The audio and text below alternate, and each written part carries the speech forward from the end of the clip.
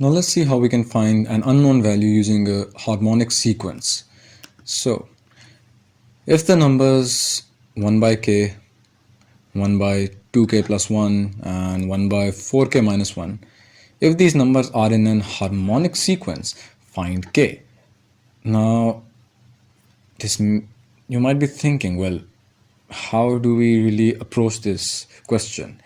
Because you can think of many things. There are so many formulas, so many strategies, but in this particular case, things are very simple.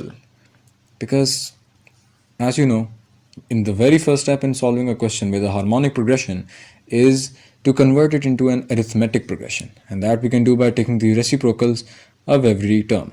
So 1 by k becomes k, this becomes 2k plus 1, and this becomes 4k minus 1, and this is the equivalent arithmetic progression. So as you know, the common difference is common, so d is the common difference. And basically, the common difference is the difference between two consecutive terms. So the value for d, the difference between the second term and the first term, is equal to the difference between the third term and the second term, and that is equal to the difference between the fourth term and the third term. It is the same. The common difference remains the same. That is why it is the common difference. So we'll just use this logic. So 2k plus 1 minus k, that is equal to 4k minus 1 minus 2k plus 1. And by using this, you can find out the value for k.